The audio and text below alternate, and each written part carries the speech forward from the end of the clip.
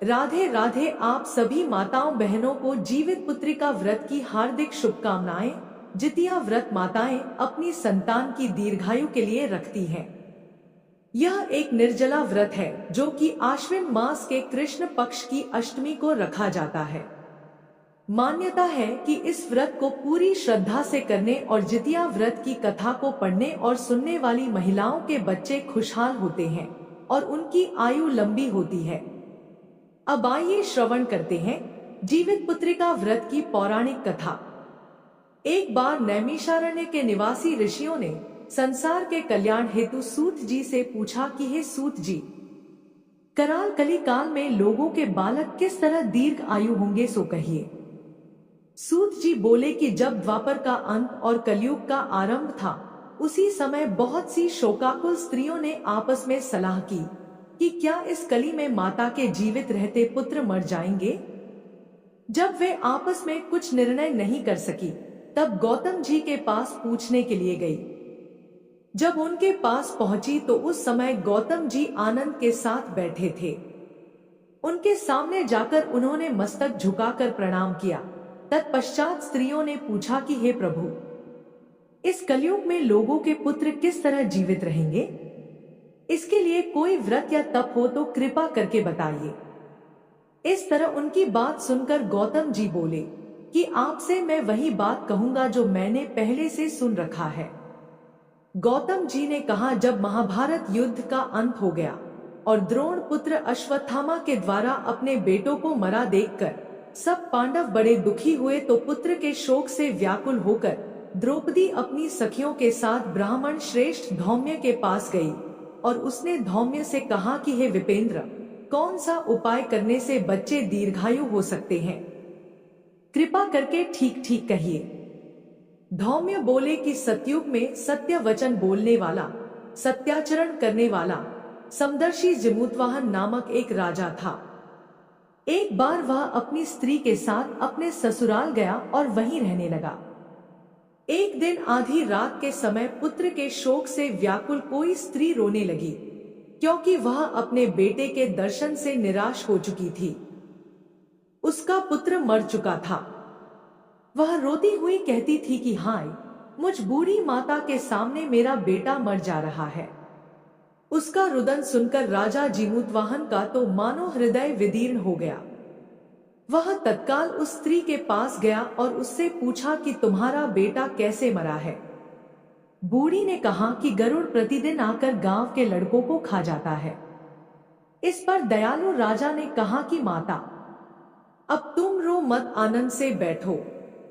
मैं तुम्हारे बच्चे को बचाने का यत्न करता हूं। ऐसा कहकर राजा उस स्थान पर गया जहां गरुड़ आकर प्रतिदिन मांस खाया करता था। उसी समय गरुड़ भी उस पर टूट पड़ा और मांस खाने लगा। जब अतिशय तेजस्वी गरुड़ ने राजा का बाया अंग खा लिया, तो झटपट राजा ने अपना दाहिना अंग फेर कर गरुड़ के सामने कर दिया। यह देखकर गरुड़ जी ने कहा कि तुम कोई देवता हो, कौन हो? तुम मनुष्य तो नहीं जान पड़ते। अच्छा, अपना जन्म और कुल बताओ। पीड़ा से व्याकुल मन वाले राजा ने कहा कि हे पक्षीराज, इस तरह के प्रश्न करना व्यर्थ है। तुम अपनी इच्छा भर मेरा मांस खाओ। यह सुनकर गरुड़ रुक गए और बड़े आदर से राजा के जन्म और कुल की बात पूछने लगे। राजा ने कहा, मेरी माता का नाम है शैब्या और मेरे पिता का नाम शालीवाहन है। सूर्यवंश में मेरा जन्म हुआ है और जिमूतवाहन मेरा नाम है। राजा की दयालुता देखकर गरुड़ ने कहा कि हे महाभागे, हे महाभाग, तुम्हारे मन में जो अभिलाषा हो वह वर मांगो। राजा ने कहा, हे पक्षीराज, यदि आप मुझे वर दे रहे हैं तो वर दीजिए कि आपने अब तक जिन प्राणियों को खाया है वे सब जीवित हो जाए। हे स्वामी, अब से आप यहाँ बालकों को ना खाएं और कोई ऐसा उपाय करें कि जहां जो उत्पन्न हो वे लोग बहुत दिनों तक जीवित रहे। धौम्य ऋषि ने उन स्त्रियों से कहा कि पक्षीराज गरुड़ राजा को वरदान देकर स्वयं अमृत के लिए नागलोक चले गए।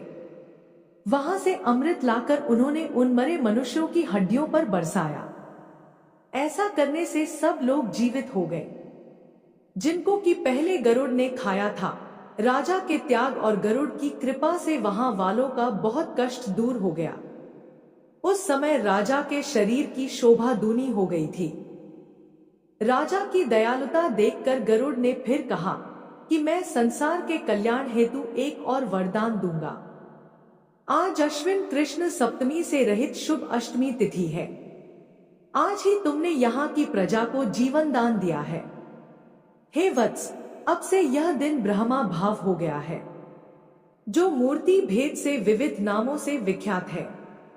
वही त्रैलोक्य से पूजित दुर्गा अमृत प्राप्त करने के अर्थ में जीवित पुत्रिका कहलाई है। सो इस तिथि को जो स्त्रियां उस जीवित पुत्रिका की और कुश की आकृति बनाकर तुम्हारी पूजा करेंगे तो दिनों दिन उनका सौभाग्य बढ़ेगा और वंश की भी बढ़ोतरी होगी। हे महाभाग्य, इस विषय में विचार करने की भी आवश्यकता नहीं है।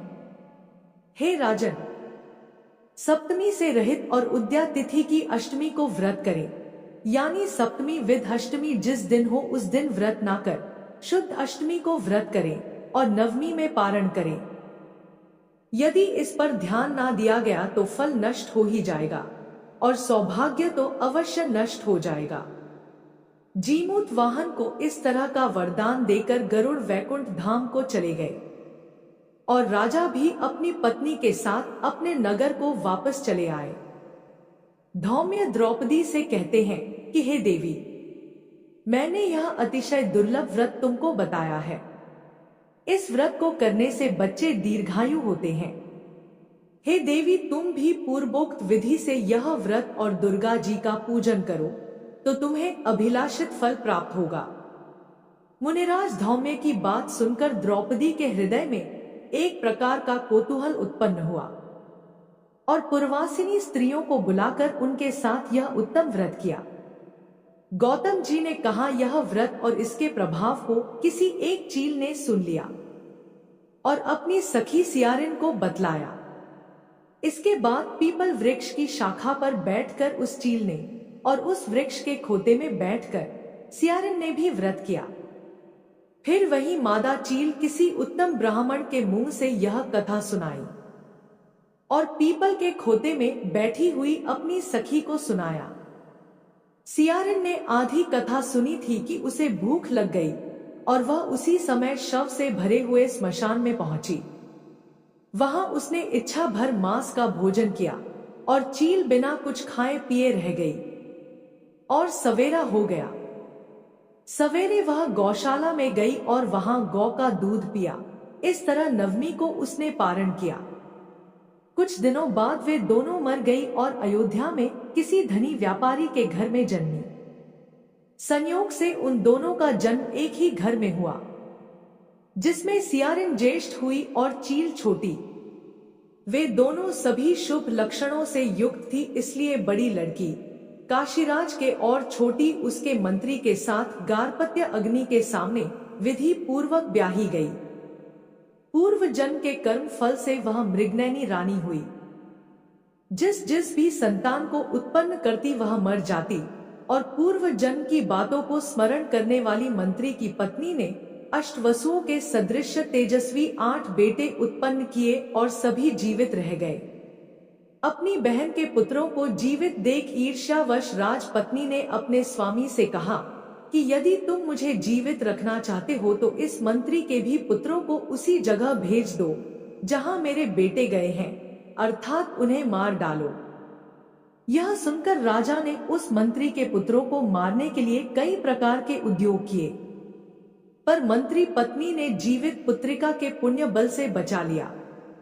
एक दिन राजा ने अपने आदमियों से उन पुत्रों का सिर कटवाकर पिटारी में रखवाया और वह पिटारी उनकी माता यानी मंत्री पत्नी के पास भेज दिया।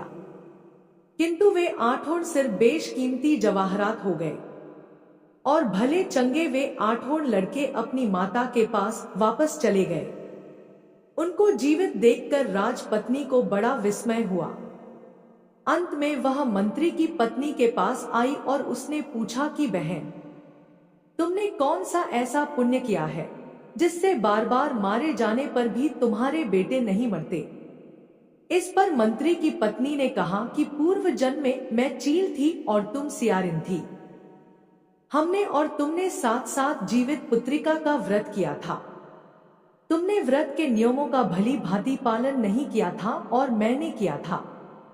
इसी दोष से हे बहन तुम्हारे बेटे नहीं जीते हैं। ओ राजरानी, अब भी तुम उस जीवित पुत्रिका व्रत को करो तो तुम्हारे बेटे दीर्घायु होंगे। मैं तुमसे सच सच कह रही हूं। उसके कथन अनुसार रानी ने व्रत किया, तभी से उसके कई बेटे सुंदर और दीर्घायु होकर बड़े बड़े राजा हुए।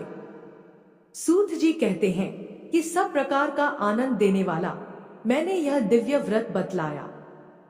स्त्रियां चिरंजीवी संतान चाहती हो तो विधि पूर्वक यह व्रत करें। प्रेम से बोलिए जीमूत वाहन भगवान की जय। अब आइए श्रवण करते हैं चील और सियारिन की जितिया व्रत कथा। नर्मदा नदी के पास एक कंचनवटी नाम का नगर था। वहां के राजा का नाम मलय केतु था। उसी नर्मदा नदी के पश्चिम और बालूटा नाम की मरुभूमि थी, जिसमें एक विशाल पेड़ पर चील रहती थी और उसी पेड़ के नीचे एक सियारिन भी रहती थी। चील और सियारिन दोनों ही पक्की सहेलियां थी। कुछ महिलाओं को जितिया व्रत करते देखकर चील और सियारी ने यह व्रत करने का संकल्प लिया और दोनों ही भगवान श्री जीमूत वाहन की पूजा और व्रत करने का प्रण ले लिया। जिस दिन दोनों को व्रत रखना था, ठीक उसी दिन शहर के एक बड़े व्यापारी की मृत्यु हो गई और उसका दाह संस्कार वहीं मरुभूमि पर हुआ। मुर्दा देखकर सियारिन को भूख लगने लगी और वह खुद को रोक नहीं पाई, जिसके कारण उसका व्रत टूट गया। परंतु चील ने खुद पर संयम रखा और पूरी श्रद्धा और नियम से अपना व्रत पूरा किया। उस सियारिन ने तो मुर्दा खाया था, इसलिए उसका व्रत खंडित हो गया। वह सियारिन मुर्दा घाट पर से एक हड्डी उठाकर ले आती है और वह अपने माद में छिपाकर धीरे धीरे रात को खाने लगती है। तब चील ने सियारिन से कहा, है सियारिन बहन, तुम क्या खा रही हो? कटकट की आवाज आ रही है। तब सियारी ने कहा, है चील बहन, मैं क्या बताऊं, दिन भर से भूखी हूं और रात को भी भूखा रहना पड़ता है।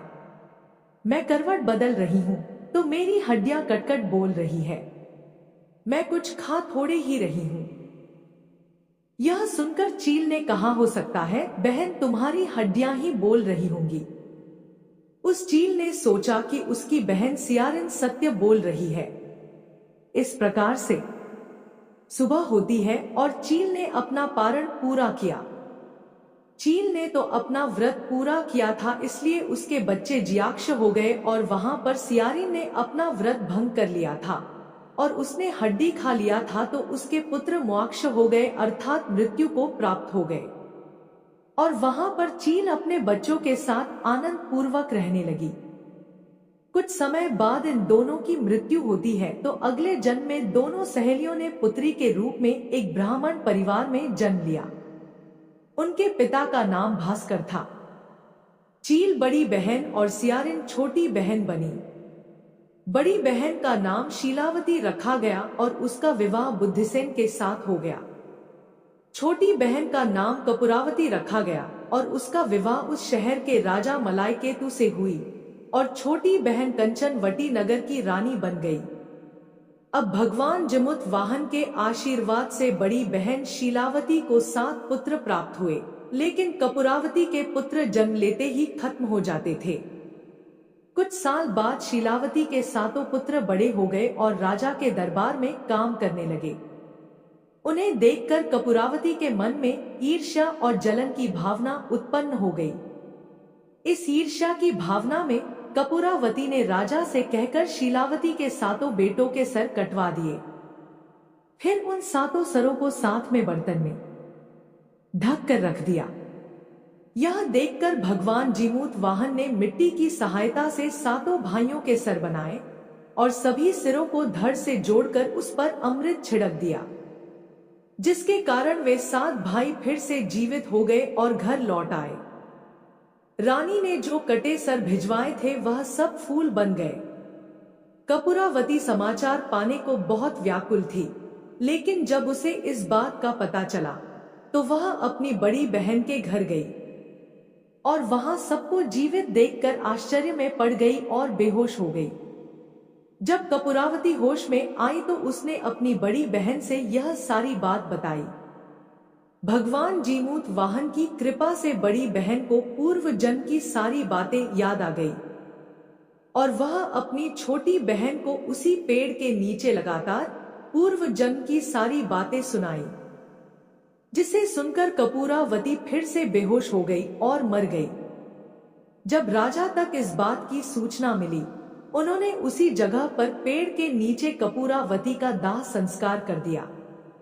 बड़ी बहन इस जन्म में भी अपने पुत्रों के साथ सुखी पूर्वक रहने लगी और अपना जीवन व्यतीत करते हुए वृद्धा अवस्था में भगवान को प्रिय हो जाती है और मृत्यु को प्राप्त होती है। अगले जन्म में फिर से छोटी बहन जो सियारिन थी उसने जन्म लिया और उसे वह सारी बातें याद थी। इस जन्म में उसने भगवान जीमूत वाहन की पूजा की और ज्यूतिया का व्रत किया। इसके फल से उसे पुत्र रत्न की प्राप्ति हुई। उसके सारे पाप मिट गए और वह पुत्रवती हो गई। इस जन्म में वह अपना जीवन आनंद पूर्वक बिताने लगी। प्रेम से बोलिए जय जीमूत वाहन भगवान, जय हो जतिया माई। अब आइए श्रवण करते हैं जितिया व्रत की दूसरी पौराणिक कथा, जिसको सुनने मात्र से सभी मनोकामनाएं पूर्ण हो जाती हैं और संतान को लंबी आयु प्राप्त होती है। अब आइए श्रवण करते हैं जितिया व्रत की दूसरी पौराणिक कथा, जिसको सुनने मात्र से सभी मनोकामनाएं पूर्ण हो जाती हैं और संतान को लंबी आयु प्राप्त होती है। एक समय की बात है, समस्त शिवगण कैलाश पर्वत पर स्थित शिवजी और माता पार्वती के पास आते हैं और उन्हें प्रणाम करके पूछने लगते हैं कि हे भोलेनाथ, हे माता पार्वती, आज हम आपके पास जितिया व्रत का महात्म्य सुनने के उद्देश्य से आए हैं।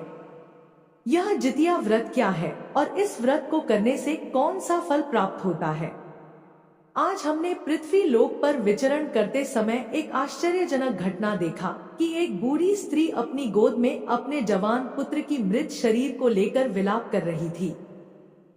तभी उसने जितिया माँ को सौगंध दी कि अगर उसने सच्चे मन से जितिया का व्रत किया है तो उसका पुत्र जीवित हो जाए।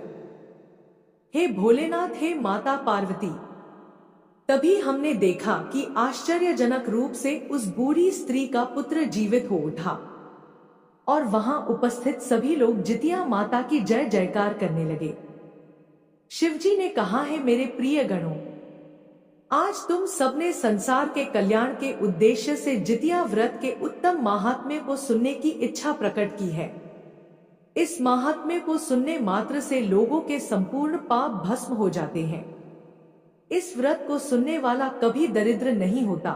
इसे सुनने से ही जितिया व्रत पूर्ण होता है, जिससे प्रसन्न होकर जतिया माता स्त्रियों को सदा पुत्रवती रहने का आशीर्वाद देती है। तो आज मैं आपको जितिया व्रत के उत्तम कथा को सुनाने जा रही हूँ। इसे पूरी श्रद्धा तथा भक्ति भाव से पूरा अवश्य सुनिएगा। तब समस्त शिवगण शिव पार्वती जी के संवाद को सुनने लगे। प्रेम से बोलिए जीमूत वाहन भगवान की जय, जितिया माई की जय। दो बहनें थी, एक का नाम मंगला और दूसरी का नाम सुमंगला था। दोनों का भाग्य अलग अलग था। मंगला गरीब और बहुत दुखी रहती थी।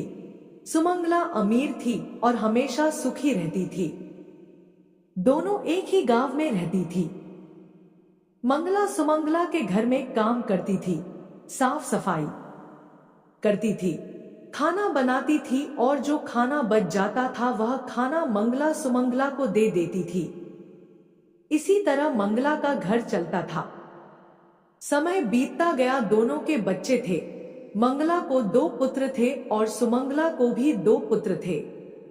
जब जितिया का व्रत आया तो दोनों मिलकर जितिया का व्रत रखती हैं।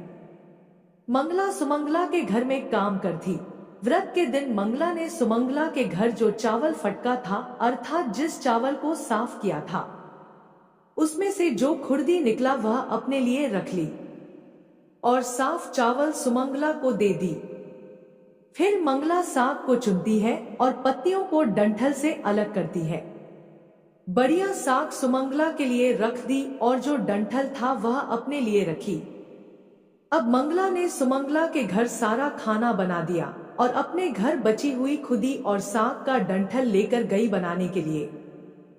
खुर्दी का चावल और डंठल का साग बनाकर वह खाना अपने बच्चों को खिलाई और खुद भी खाई।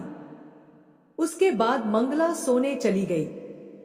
आधी रात में एक बूढ़ी स्त्री उसके घर पर आकर दरवाजा खटखटाती है तो मंगला पूछती है कौन है। तब बुढ़िया माई बोलती है बेटा हम है।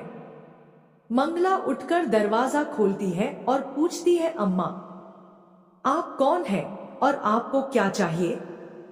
इतनी रात में आप यहाँ किस लिए आई हैं? बुढ़िया माई बोलती है बेटा मुझे बहुत भूख लगी है, कुछ खाने को दे दो। मंगला उसे घर के अंदर ले आती है और कहती है हम लोग बहुत गरीब हैं, आज मैंने खुर्दी का चावल और डंठल का साग बनाया है, क्या आप खाएंगी? तो बुढ़िया माई कहती है हाँ क्यों नहीं खाऊंगी, हमें बहुत भूख लगी है, हमें जो कुछ भी दे दोगी मैं वही खा लूंगी। मंगला अंदर जाकर खुर्दी का चावल और डंठल वाला साग लाती है और बूढ़िया माई को खाने के लिए दे देती है। बूढ़ी माई खाना खाने के बाद कहती है मुझे अच्छे से कुछ दिखाई नहीं देता, इतनी रात के अंधेरे में मैं अपने घर कैसे जाऊंगी? तो मंगला कहती है कोई बात नहीं, आप यहीं पर सो जाइए, सुबह अपने घर चले जाइएगा। तो बुढ़िया माई मंगला के घर में सो जाती है। थोड़ी देर बाद उठकर बूढ़ी माई बोलती है बेटा मेरा पेट दर्द हो रहा है, मुझे दीर्घ शंका लगी है, कहाँ करूं? तो मंगला कहती है मेरे घर में बाथरूम नहीं है, इसीलिए आप उधर कोने में कर लीजिए। बूढ़ी माई पूछती है बेटा भर भर करे या छर छर करे? मंगला नींद में थी तो वह कहती है माताजी भर भर कर दो, मैं सुबह साफ कर दूंगी। फिर थोड़ी देर बाद बूढ़ी अम्मा पूछती है कि बेटा मैं अपने हाथ कहाँ साफ करूं? तो मंगला कहती है आप मेरे सर में अपने हाथ को साफ कर लीजिए। अब जब सुबह होती है तो मंगला को यह सब सपने जैसा लगता है कि सोते समय मुझे कोई सपना आया होगा। वह ज्यादा कुछ नहीं सोची और नदी में नहाने के लिए चली जाती है। जब वह नदी में नहाती है और अपने बाल को धोती है तो उसके बालों से होते हुए जो पानी बहता है वह सोने का पानी होता है। आसपास की सभी महिलाएं यह देखकर चकित हो जाती है और कहती है मंगला तुम्हारे बालों से तो सोने का पानी गिर रहा है, क्या बात है? फिर क्या था, उसे रात की सारी बात याद आ जाती है। वह दौड़कर अपने घर की ओर भागती है, यह सोचकर कि उसका घर दीर्घ शंका से गंदा हुआ होगा, पहले उसको साफ करना होगा। जब वह अपने घर में जाती है तो देखती है कि घर के हर कोने में ढेर सारा सोना बिखरा पड़ा है। यह देखकर मंगला बहुत ही खुश हो जाती है और सोचती है कि जीमूत वाहन भगवान की कृपा से जो मेरे घर रूप धारण करके आए थे और मुझे इतना आशीर्वाद दिया। अब मंगला धनवान हो गई थी। अब मंगला सुमंगला के घर जाना और काम करना बंद कर देती है। मंगला अब अपना व्रत पूरा करती है और अपने पुत्र से कहती है कि जाओ मौसी के घर से तराजू लेकर आओ, यह नापने के लिए कि यह सोना कितना है। बच्चा बहुत खुशी से सुमंगला मौसी के घर जाता है और तराजू मांगता है। सुमंगला पूछती है कि तराजू से क्या नापना है? तो बच्चा बोला मेरे घर में बहुत ढेर सारा सोना है, उसी को मां नापेगी। सुमंगला कहती है खाने के लिए तो तुम्हारे घर कुछ है नहीं और तुम्हारी माँ सोना नापेगी, मुझसे झूठ कहते हो? तो बच्चा कहता है नहीं मौसी, मैं झूठ नहीं बोल रहा हूँ। सुमंगला सोचती है कि जब मंगला ने तराजू मांगी है तो कुछ ना कुछ तो जरूर ही नापेगी, इसीलिए वह तराजू के पीछे गोद लगा देती है ताकि मंगला जो भी नापे वह थोड़ा सा इसमें चिपक जाएगा। बच्चा तराजू लेकर अपने घर आता है और मंगला जब तराजू पर सोना नापती है तो कुछ सोने का टुकड़ा उस गोद में चिपक जाता है। जब बालक तराजू लौटाने जाता है तो सुमंगला उसको उलट पलट कर देखती है तो उसे तराजू में सोना लगा हुआ मिलता है। सुमंगला सोचती है उसके घर में जरूर कहीं से सोना आया होगा, इसीलिए वह कई दिन से काम पर नहीं आ रही है। सुमंगला उसके घर जाकर देखती है कि यह सोना कहां से आया। जब सुमंगला मंगला के घर जाती है तो उससे पूछती है कि तुम्हारे पास इतना सारा सोना कहां से आया, जिसके लिए तुमने तराजू मंगाया था नापने के लिए। मंगला उस रात की सारी कहानी अपनी बहन सुमंगला को बताती है। मंगला का मन एकदम सच्चा था, इसीलिए वह सब कुछ बता देती है। लेकिन सुमंगला के मन में लालच आने लगा और ईर्ष्या होने लगी कि मंगला के पास हमसे भी ज्यादा धन आ गया। अब अगले साल जितिया में मैं भी खुर्दी का चावल और डंठल का साग बनाऊंगी। साल भर बीता, फिर अगले साल जितिया का व्रत दोनों बहन ने रखा। सुमंगला के पास हर तरह का सुख था और धन भी था, फिर भी वह जितिया के दिन चावल फटक कर साफ चावल फेंक देती है और खुर्दी अपने पास रख लेती है। साग को तोड़कर पत्तियां फेंक दी और डंठल अपने पास रख लेती है और वही बनाई। पूजा पाठ करके सोने चली गई। फिर आधी रात में उसके घर में भी बूढ़ी अम्मा आई और दरवाजा खटखटाती है। सुमंगला उनका इंतजार तो कर ही रही थी। वह तुरंत दरवाजा खोलकर बूढ़ी अम्मा को अपने घर के अंदर ले आती है। बूढ़ी अम्मा बोली कि मुझे बहुत भूख लगी है, कुछ खाने को दे दो। सुमंगला बोली, मैंने खुर्दी का चावल और डंठल का साग बनाया है। बूढ़ी माता बोलती है, कोई बात नहीं, मुझे जो भी दोगी मैं खा लूंगी। सुमंगला बुढ़िया माई को भोजन परोस देती है और सोने चली जाती है। बूढ़ी माई बोलती है, मैं घर नहीं जा सकती, मुझे दिखाई नहीं देता। तो सुमंगला कहती है, कोई बात नहीं, आप यहीं पर सो जाओ। थोड़ी देर बाद बूढ़ी अम्मा बोलती है, मुझे दीर्घ शंका लगी है, कहाँ करूं? तो सुमंगला कहती है कि वहीं कोने में कर लीजिए। फिर थोड़ी देर बाद बूढ़ी अम्मा पूछती है, भर भर करें या छर छर? इस पर सुमंगला को याद नहीं आता है कि मंगला ने क्या बोला था। तो मंगला बोली, माँ छर छर कर दीजिए। फिर बूढ़ी मैया पूछती है, बेटा मैं अपने हाथ कहाँ साफ करूं? सुमंगला कहती है, मेरे सर में साफ कर लीजिए। बूढ़ी अम्मा अपना हाथ सुमंगला के सर में साफ कर लेती है। जब सुमंगला सुबह उठती है तो उसका पूरा घर गंदगी से भरा पड़ा था और उसके बाल में भी बहुत गंदगी लगी होती है। यह देखकर सुमंगला बहुत दुखी हो जाती है और उसे बहुत गुस्सा आता है।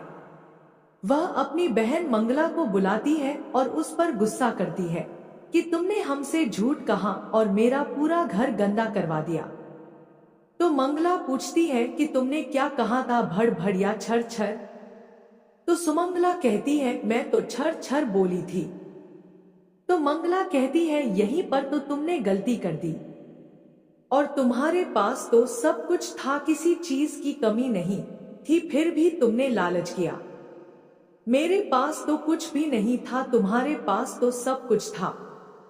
तुम्हारे घर जीमूत वाहन भगवान भेष बदल कर आए, लेकिन फिर भी तुमने उन्हें अच्छा खाना नहीं परोसा। मेरे पास तो कुछ भी नहीं था, इसीलिए मैं उन्हें खुर्दी का चावल और साग का डंठल परोसा था। तुमने अपने घर आए भगवान का अपमान किया।